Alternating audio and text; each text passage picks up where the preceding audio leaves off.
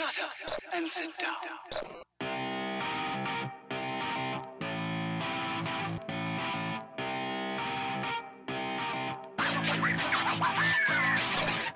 Hey, and welcome to the Freja MMA podcast, where it doesn't matter if you're a casual fan or a championship fighter. Join us in our discussion about the beautiful sport, which is mixed martial arts. Hey guys, and welcome to a new episode of the Freja MMA podcast, where today we're talking about a bit of a different subject. We're not really talking about a fighter right now, but we're talking about the brain of a fighter, the mentality of a mixed martial artist. So on today's episode, we're with Anders Jacob. He's a fully trained psychologist and a lifelong MMA fan. We talk a bit about the mentality of a fighter and what it takes to fight in a cage, as well as how to deal with wins or losses in the mentality standpoint. Plus, we talk about a very taboo subject, which is brain injuries and how to spot them. So it's a very interesting one for the young fighters out there, the people that maybe want to get into mixed martial arts, and also the fans to understand that these are human beings that we're watching hit each other. So please check out the very educational interview with Anders Jacob. Hello Anders, how are you doing? Hello sir, thank you for having me on. You're very welcome. How are you? Yeah, all good. Winter time, start of February, COVID-19 season, Groundhog Day, every day is Monday. Yeah, Same for everyone. Yeah, tell me about it. I mean, COVID's been damaging everyone, but you know, here in Scandinavia, I think we're kind of going at it okay. We're still keeping working and still getting it done. Yeah, we're the chosen few, the lucky ones. Yeah. So so if you could just explain who you are for the people that don't know, what your relation to the sport is, and kind of what we're going to be speaking about today a bit. Yes. Well, I'm now a middle-aged man, 39 years old, and I've practiced martial art for many years, mainly traditional jiu-jitsu and Brazilian jiu-jitsu for some years. And I suffered herniated disc in my neck some years ago, and poof, that's my career. So now I'm just your average couch potato, still loving the sport and watching my health. I wouldn't say you look like a couch potato. You look like you're in good shape. Well, trying to do my best, you know, my last 30 years on this planet, so maybe 40 years, so I'm doing my best. Yeah, you got to hit those higher numbers, man. You got to the sky's the horizon, you know. Aiming for the sky. So if you could just explain kind of what you do and what we're going to be speaking about today. Well, I'm educated as a clinical psychologist, and I've been practicing my field for the last, say, 8, 9, 10 years. And I've been asked on this podcast to talk a little bit about the mental game in martial arts. And hopefully we're going to talk a little bit about head traumas, concussions, the dark horse, the hidden enemy that everyone is talking about. And yeah, it's going to be great. Yeah, we're not just going to jump into the scary stuff, everyone. So we'll kind of keep that to the end once we got you all comfortable. So yeah, you kind of said it right there, fighting mentality. I mean, if you see people that are fans or people that are just kind of getting to the sport and they see two people fighting excuse me, in a cage, it's not really something that people would think is a normal sport. Could you kind of tell us a bit about, one, what it would take mentally for people to do that, as well as obviously the training, and two, that we shouldn't really think that these people are just kind of these crazy hooligans, and there is a lot of mental training behind it? Well, I mean, I've been more or less a fan of martial arts and especially MMA for the last 20, 25 years. And I must say that the sport has been cleaning up a bit, at least the last 10 or 15 years. But I mean, martial arts is a great way of like developing self-efficacy, maintaining physical fitness, discipline, self-confidence, team coherence, stuff like that, anger management, anger control, and it's at least if practiced safely and correctly, it's just a great way of getting active. Mm-hmm. And I mean, for the casual viewer, the sport of MMA itself, I mean, it looks quite brutal, and in some way it is. But I mean, it's sanctioned fights. There is a risk involved, obviously, and I mean, the practitioners are professionals. I mean, they're trained to stop when the refs is stopping the fight. I mean, it's important to keep it clean and safe. Yeah, I mean, as well, we're speaking about casuals. I don't really like to use that word, but you know, the beginning fans of the sport kind of see it, and they don't see the similarities between what we call mixed martial artists, or what everyone will probably call just MMA fighters, with practitioners of kung fu and karate and things like that, because I'll say more of the competition element of it. But you know, as you and I know, these people have been dedicating their lives to a a certain martial arts which is mixed and is actually a thing of they're the same breed almost. Yeah, it's like a blend. I mean, as you said, it's no such sport as MMA. If you want to start to argue about words, but I mean, it's the completion of let's say 10, 15, 20 different sports, and the fight itself is just one way of, let's say, trying out your skills in practice and see how it works. Mm-hmm. So as well, to the untrained eye, you as a trained psychologist, you would see that these people, these high level athletes that we see in the UFC and the rankings, shall I say, they are not as we said before, like the football hooligan. They're not really the unintelligent thugs that some people will probably think that MMA is. They are actually, you know, very highly educated and very tuned into their craft. Is that correct? Yeah, that's at least my opinion. As I said, it seems to me like at least for the last 15 years or so, the sport has been really professionalized. And I mean, the UFC is the organization in charge these days. And I mean, the numbers, it's just astronomical numbers. And the audience also is just growing year by year. It's been quite exciting to see how popularized it has get. I mean, even the mainstream media in Norway writes about the big fights these days. Mm. And I really hope that there is some sort of change in law there, that we will start seeing some MMA events out of Norway. But that's a whole different story right there. So yeah, I mean the political side of it. That's not really my my strong side. I mean, I'm not here to make an opinion for or against. yeah, I mean, if you know any Norwegian politicians, then send them over to me. I'm sure I'll give a good argument there. But speaking of the mentality of fighting as well, we spoke a bit off camera about the things that, like, you know, fight and flight kind of thing, the old primal instincts that are built into us. For someone that's maybe trying to get into mixed martial arts and then maybe a little bit hesitant to do so because of these feelings, could you explain a bit about, like, first of all, like what they are and how to kind of deal with them? Well, the I think that one of the main issues that at least some people would struggle with here is just basic anxiety. When I talk about fight, flight, and freeze, it's more like a biological tendency to respond to threats. And perhaps you could say that the most logical way of responding to a trained martial artist in front of you in a locked cage is more or less to be afraid and to feel anxiety.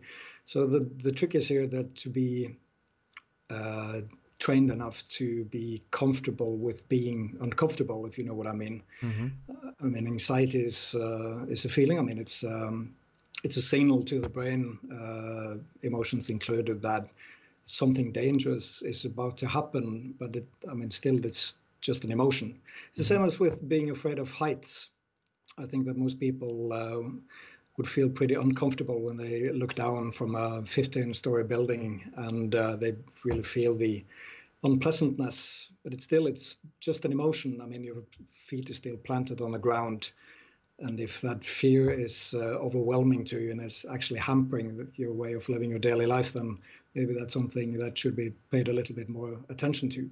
And I think that martial arts in general really can be an effective tool to manage your own insecurities, anxieties, and stuff like that.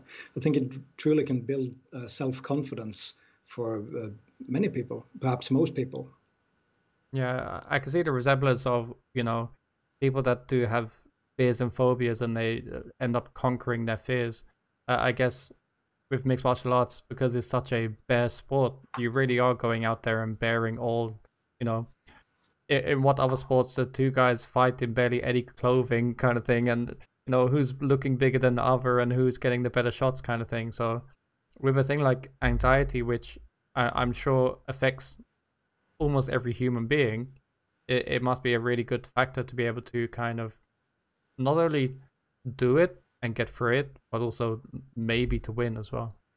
Yeah, and I mean, I think my point is that anxiety is an emotion that everyone is experiencing, and it's more or less that how you actually deal with that emotion. I mean, if it hampers you in a way that is making like huge problems for you in life, then maybe it's time to face those dangers.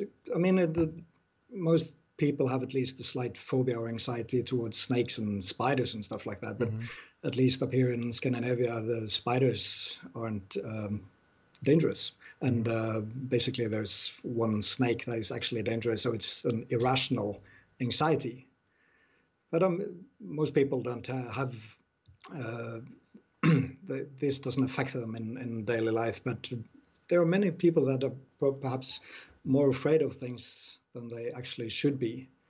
And that's my point where, yeah, perhaps martial arts is a way of making their backs broader and make them able to walk more upright, as they say, be more self-confident and secure. Yeah, because I guess a lot of people think that when they look at a mixed martial artist or MMA fighter, they think of someone that's fearless, and they think of someone that isn't scared every time they kind of go into the octagon or ring or whatever they're going to be doing. But if you take a bit of a deep dive into more personal kind of interviews with fighters, they do say that they go in there and they are scared, but it's just knowing what to do and keeping calm and kind of going to work. It's that kind of thing of going to work. Everyone is kind of a bit afraid of doing something bad at their job, but their job is such high level, I guess. Yeah, so I wouldn't be too surprised that if you interviewed all practitioners who are going to the cage or the ring or how they're going to compete, I think that most people would say that they're quite anxious, at least before the start of the fight. I mean, if you're prepared enough and you've put in the hours and the training, then usually I think that in most cases that fear or anxiety will go away when the bell rings and the game starts. Mm-hmm. Yeah, definitely. And like I'm saying, I mean, if people they get anxious around, speaking to crowds or public speaking and things like that, and then, as I said, MMA being such a bare sport, you are literally going in there and showing all of your physical attributes and years of training to put into these 15 minutes. So it must be a very strange feeling. I haven't done it myself, but it must be something like that. Yeah, I mean, there has to be, at least for, let's say, 90-95% of these guys, I mean, it's hundreds and hundreds of hours spent to train for that 10 or 15 minutes or whatever the schedule is. It's quite intense. I mean, there's a lot on the line, and maybe you got friends watching, family watching, your team is watching. Of course, it's an unpleasant feeling to go into that ring or cage, and I mean, you could lose, and people lose all the time. But is that a I mean, should that crush your self-confidence? I don't know. Probably try to reframe it and use it as a tool. Well, you had a bad day. you got exposed, maybe you got some holes in your game that needs to be filled. Maybe you got tired out from weight loss or weight gain or whatever your problem was beforehand. I mean, I think that most fighters could really benefit to imagine themselves being in a losing position. Mm-hmm. And I can also remember back in the day when you know, the guy in the gym that perhaps building a sort of a false self-confidence of dominating people lower belts or people below his or her weight class. Mm-hmm. I mean, it's perhaps really it gives you good feeling in short term, but are you getting any better? Are you building a false self-confidence?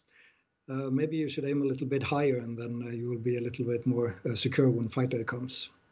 I guess that's why, as well, when we see a lot of elite athletes, they are going to different gyms to find better fighters to spar with, because they want that challenge every day and don't want to feel like they always got the upper hand. Because I guess when it goes to competing, if it doesn't go their way, or kind of vice versa, it's like they don't want that feeling of I am the best, but they want the confidence that they are the best. You know what I mean?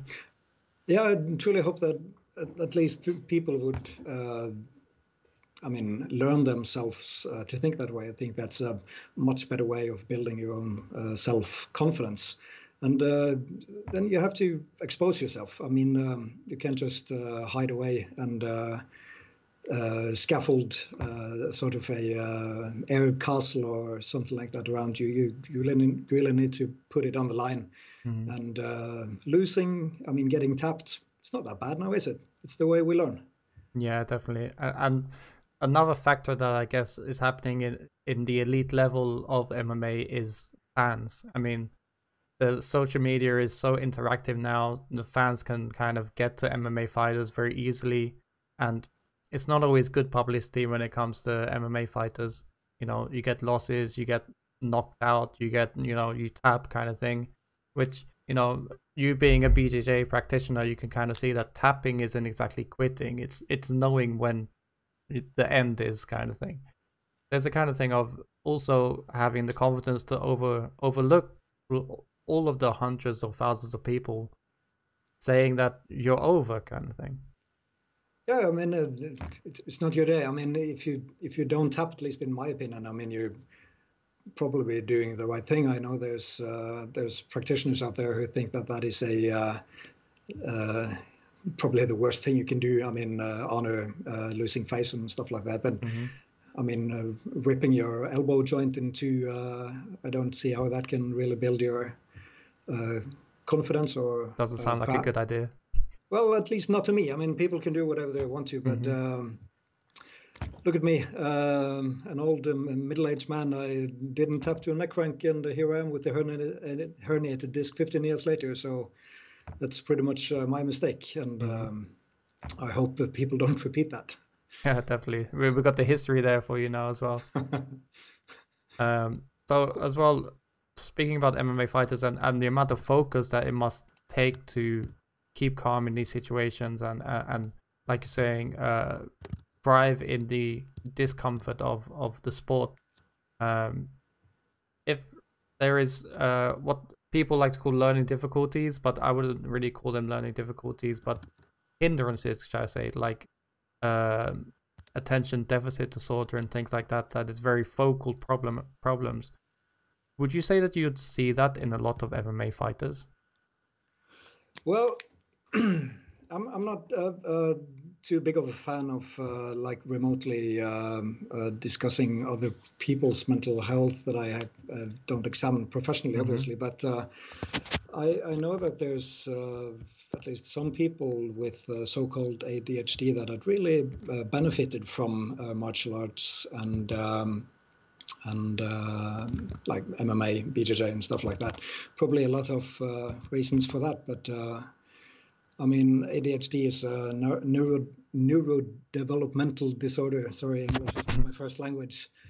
Of childhood characterized by impulsivity, difficulties with attention, hyperactivity. And I mean, physical activity combined with the discipline and emotional control that martial arts demand seems to be a good combination for people with ADHD-like challenges, I think. And maybe this applies to some children who find the social game to be difficult with their peers. I mean, martial arts also demands a high degree of focus that can make some persons diagnosed with ADHD really excel at. Maybe some controlled degree of skilled impulsivity can be beneficial to people with this so-called disorder. I mean, just through my interests of psychology, kind of, you know, everyone's a bit interested in exactly what's happening in the brain. But just through my interest of psychology, I've read a bit about these things like ADD and ADHD and being on the spectrum of autism and things like that. And they have said that some people that do have it put themselves into uncomfortable situations because they thrive in it, because they know that they can focus on it, because it's something dangerous that's, you know, could or may happen. That's why I was kind of thinking that maybe there is a link between people with slight ADD or things like that going into martial arts, as you said, for the discipline, but also a bit for the danger. Well, I wouldn't know, and I also think that it's important to understand that all this, like so-called psychiatric topics, I mean, it's a pretty broad categories. It's usually a spectrum from, I mean, the worst case to, I mean, the best case, and I should also mention that with, as with all psychiatric diagnoses, I mean, you should approach them with some care and suspicion. The diagnosis itself does not define the person. It's merely just a description of some challenges that is more or less difficult for the person in question and maybe to his or her surroundings. And maybe you should also be a little bit suspicious when there's money involved. I mean, in this case, I mean money from prescription drugs or expensive treatment programs.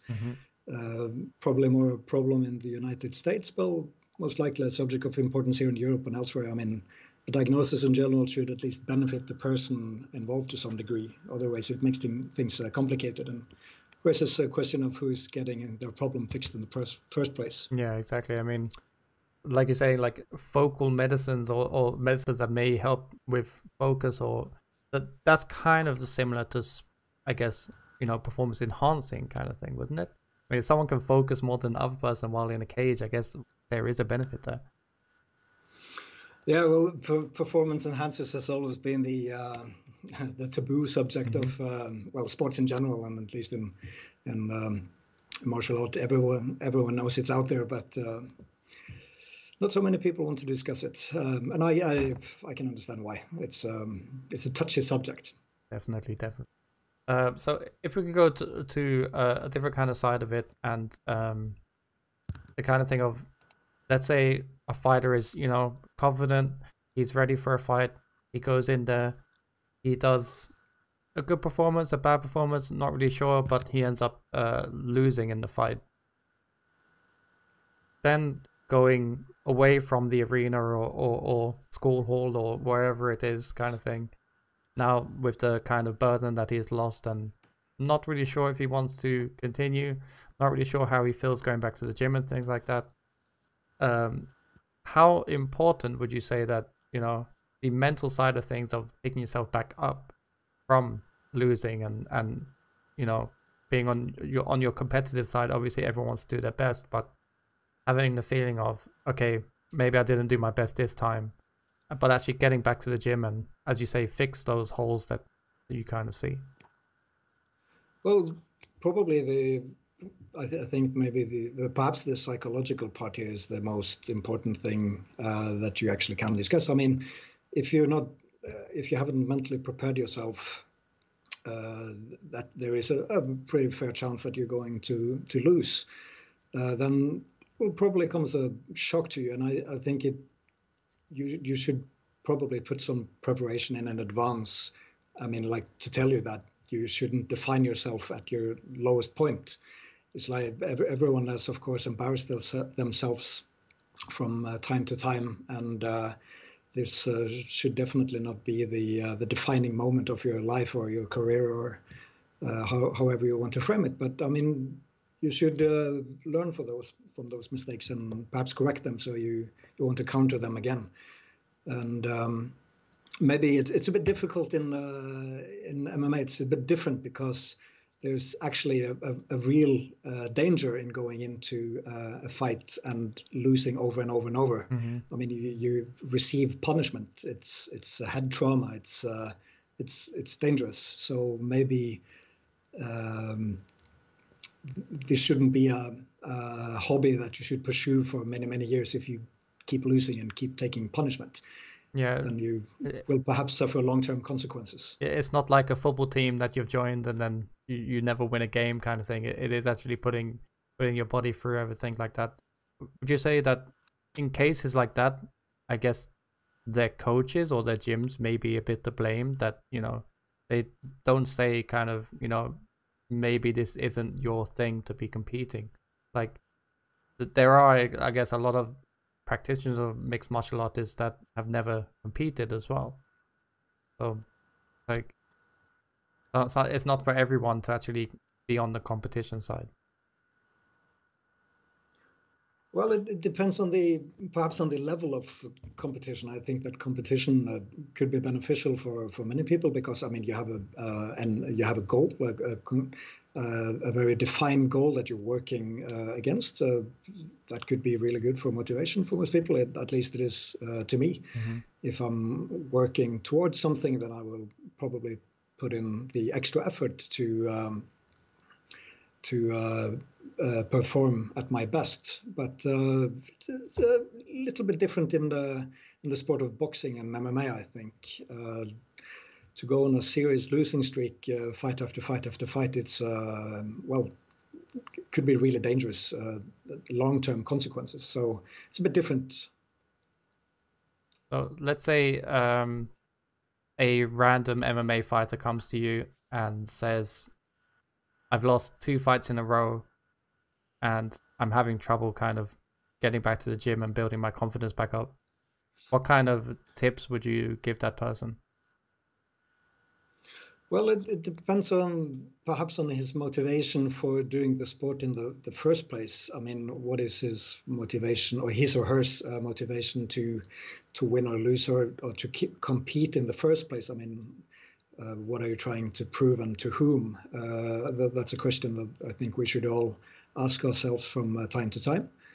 But I mean, losing 2 in a row, it's usually not that bad if you don't take too much punishment, of course. But I mean, most people are in this game to get better as martial artists or as athletes or as sportsmen or sportswomen. So, I mean, practicing the sport in itself, I think, should be rewarding for most people.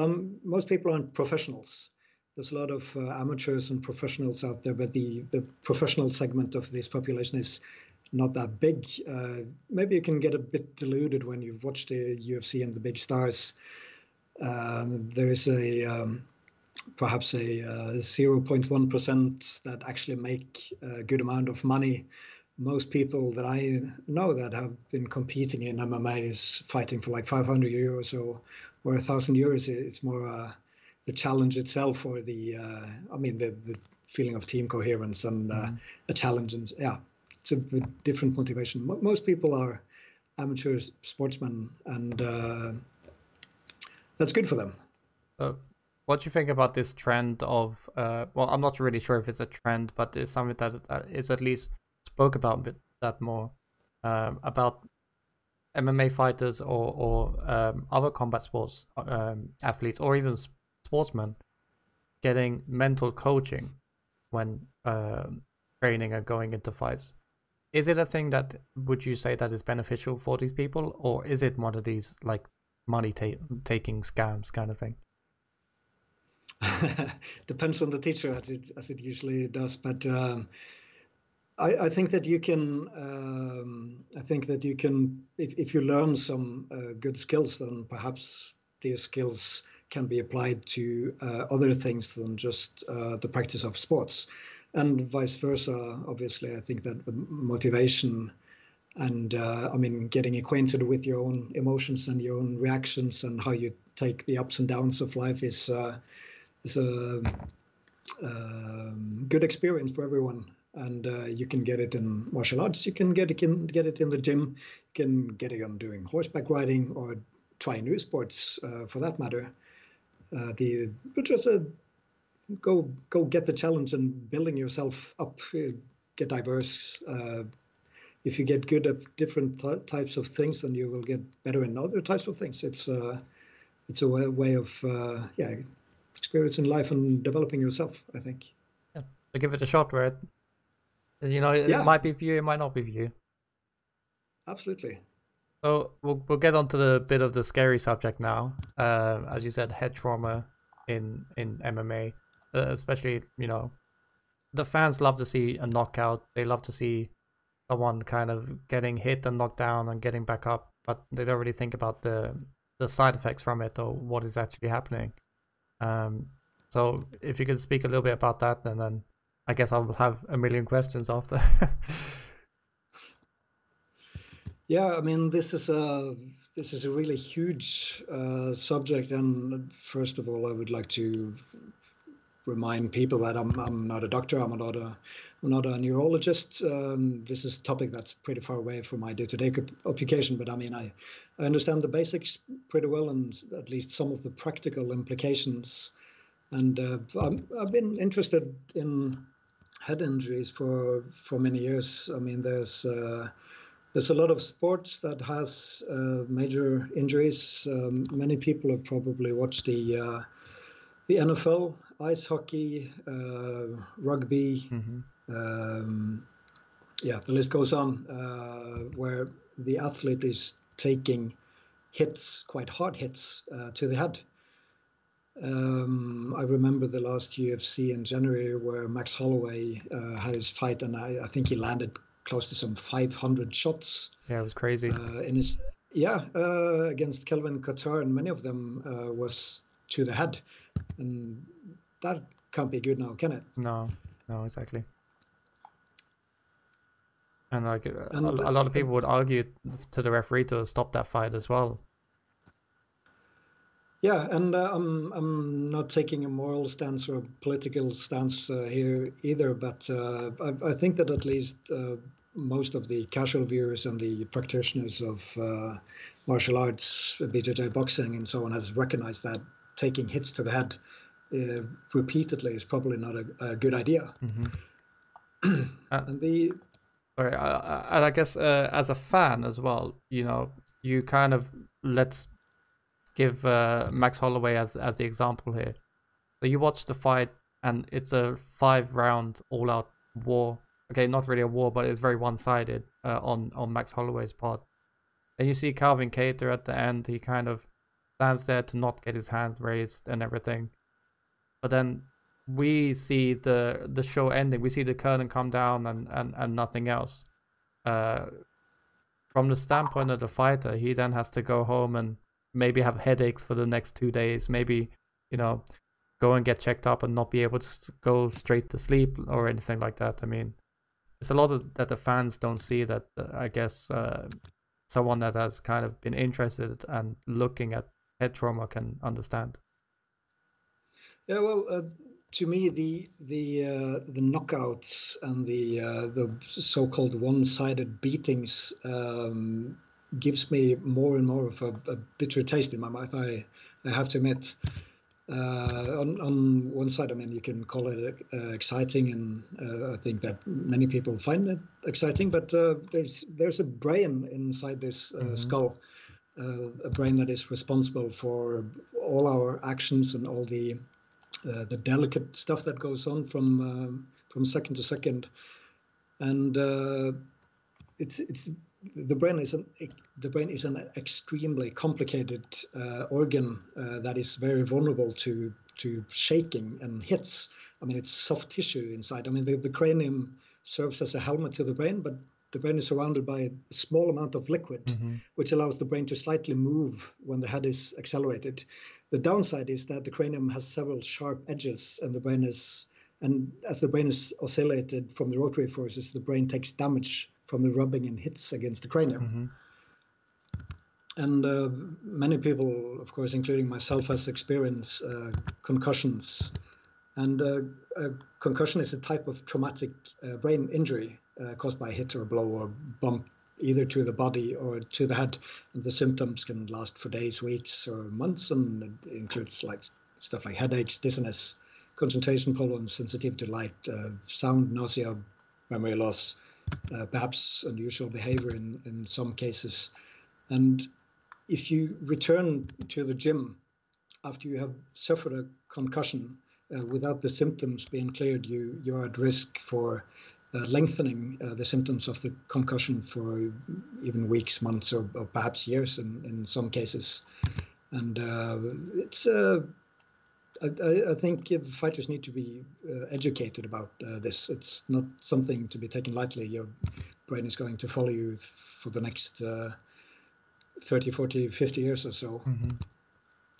Yeah, because everyone thinks of, you know, the next mixed martial arts star, you know, Conor McGregor and things like that.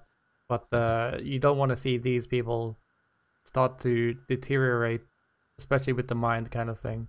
You don't want to see them start slurring their words or getting a bit slow and things like that. So I think with the UFC especially, I know that they kind of analyze the fights and they analyze the fighters afterwards. And then they give these bans that you're not allowed to go back to the gym. You're not allowed to do any contact sparring or anything like that. I think this is a good thing that should really be implemented in most MMA.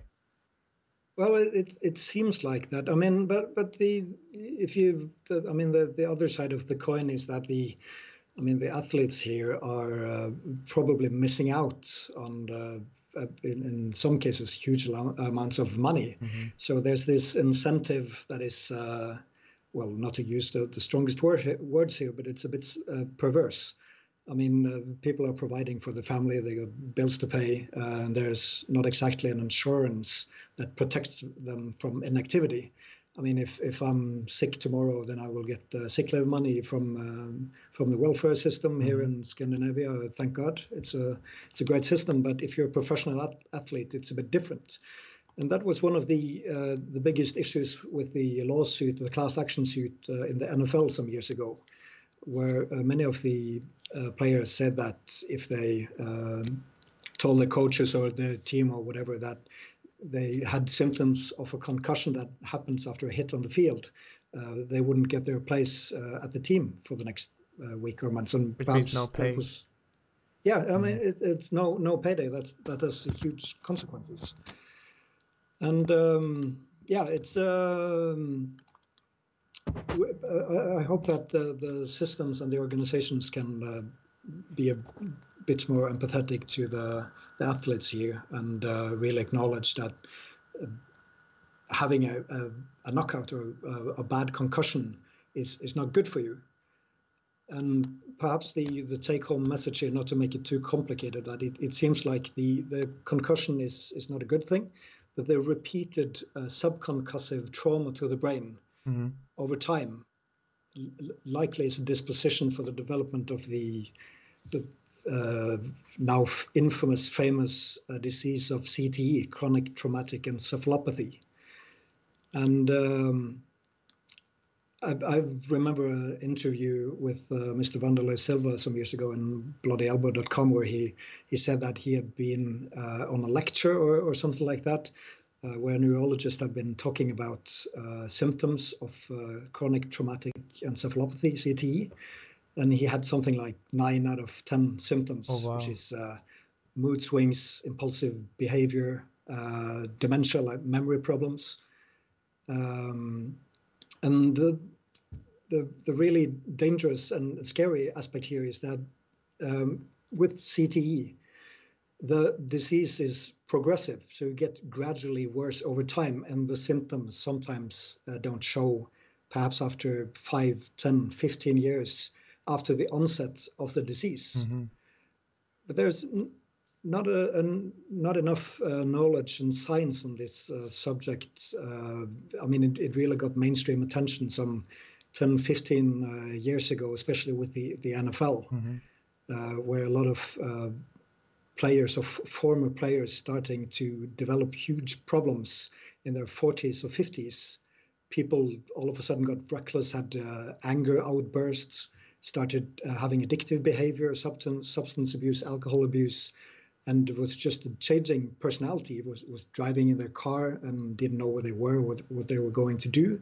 And if you haven't been playing contact sports for some years, that's not a very good sign. Mm-hmm. It's actually a very bad sign. At least it could be in some cases, and should be checked up with a neurologist or a general practitioner, I think. So perhaps the hard sparring in the gym, the so-called gym wars, where people beat each other up day after day after day, I hope that's a thing of the past. Mm-hmm. At least I think it should be, because it really can cause problems for people in years to come. Yeah, because I've seen a bit of a trend now of this kind of light contact sparring that has been, I think it's been brought like to a bigger audience through the SBG guys and Conor McGregor and things like that, because they say that they don't spar at all, to the thing of like fight sparring, shall I say.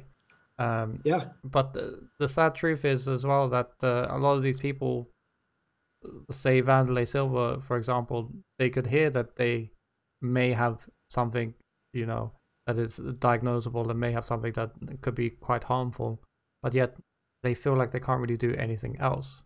So they try to continue with this even though they shouldn't. So I'm hoping that there is some sort of medical clearance that, fighters first need to do before just jumping into a cage and fighting. Yeah, and I mean, train safer. And at least in MMA, you don't have the counting rule where you can get knocked down and get your act together in 10 seconds or what it is, and then go back in the ring. I mean, for the fighter, maybe it's beneficial in the short term. Maybe you can receive a payday if you're lucky enough to get your act together and get your senses together. But it's at least to my understanding, that's pretty much the worst thing you can do when you have suffered what is most likely a traumatic brain injury. Mm-hmm.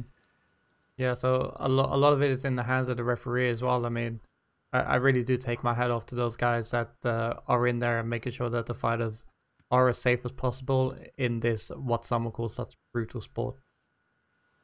Yeah, and I see that some referees are quite harshly criticized when they stop the fight.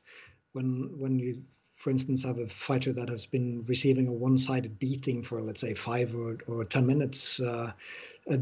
Maybe this comes with age, but it really makes me feel uncomfortable. I mean, it's that man or woman is going to use his soft tissue brain of 1.4 kilograms for many years to come. Mm-hmm. So let's call it a day. Yeah, definitely. You lost. That's it. Yeah, I protect yourself. I completely agree with you there. I mean, there is a lot of people that say that referees stop fights too early, but I think it's so much better to stop a fight too early than too late. You don't want to see, a lifeless guy kind of thing that's not able to defend himself because he is knocked out, getting 1 or 2 punches more. No, that's not a healthy sport to me. It gives me associations to the like Roman age Colosseum kind of thing. It's not my cup of tea. It's no, maybe I know too much about the subject, but yeah, not my thing. But as well, I'm hoping that it is not only in the hands of the referee, but also in the hands of the coaches, that the fighter goes back to a corner every time the round is ended, and maybe the referee doesn't see something, but the fighter may ask his coach what day it is or where he is, kind of thing. And I'm hoping that in more or less of those examples, that the coach does decide to throw in the towel to save his fighter and to save maybe a life. Yeah, and I mean, throwing in the towel is not something that you see too often, now, is it? No. When just to take it from memory, I think I've only seen it a handful of times, which is not good at all. I mean, it's quite a heavy responsibility for the team to protect their fighter and ensure his longevity, and most definitely to save his. I mean, he's going to make an income and a career after he has quit his fighting days. So it's a huge responsibility that maybe should be taken a little bit more serious. So before we wrap things up, if you just give maybe 5 tips to the young generation on how to keep themselves safe and healthy, and what to feel, and if to feel that to not go to the gym. Perhaps a bit strange of an advice to give, but avoid taking shots to the head, which is maybe, yeah, kind of a strange advice to give someone who is getting involved in contact sport. But I think the take-home message is to avoid it as much as possible. I mean, that's not where you're going to prove anything to anyone, except maybe for yourself. And if you have symptoms of a concussion, dizziness, nausea, sensitivity to light, and so on, stay away from sparring and physical activity in general until the symptoms have really passed. Everything should be clear, and perhaps you should see a general practitioner also to I think that's the short version of the advice from the middle-aged man. Yeah, the important ones. You're more educated than I am, so that's why I kind of gave it to you. But yeah, I hope everyone kind of stays safe, all the way down from the amateurs or the practitioners, all the way up to the elite athletes. So, we don't want to be seeing any kind of serious head injuries in MMA. We don't want to see any injuries in MMA, to be honest. Here's a bit of a strange one then, and it fits in well with the whole head trauma or the head trauma talk here, and that is that I'm not really sure if it's a rumor. I'm not really sure if it's official yet, but I've heard that bare knuckle boxing will be coming to Norway and having their first event this summer. It's a bit of a strange one that mixed martial arts is not allowed. I'm not really sure about boxing right now, but bare knuckle boxing would be allowed. What's your view on that sport? Is it a bit too over the edge and a bit too barbaric, especially going towards head traumas and things like that? I don't think the culture is going to support it. It's this is not a fighting culture. This is we're pacifists mostly up here. We don't like to get involved in conflict unless we have to. Mm-hmm. And bare knuckle boxing, that's pretty brutal. I mean, there's no Diet Coke or fighting light. Mm-hmm. I mean, it's blood and mess and spit and now. Not my cup of tea. I watch a fight from time to time, but it's not just not of my liking. Yeah, me neither. I'm not really a big fan of boxing either. I feel like you said, the whole 10 count thing, it kind of steers me the wrong way, and I prefer that when a referee sees a fighter is, not going to be able to defend themselves in this span, then that's it. That's my opinion in itself.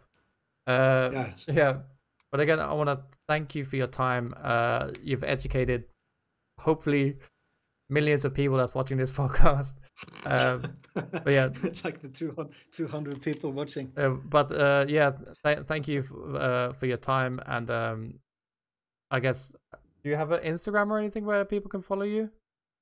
No, I'm staying away from it. I'm not too big on social media in general. Okay, but I'll say thank you for your time, and we'll wrap up the podcast here.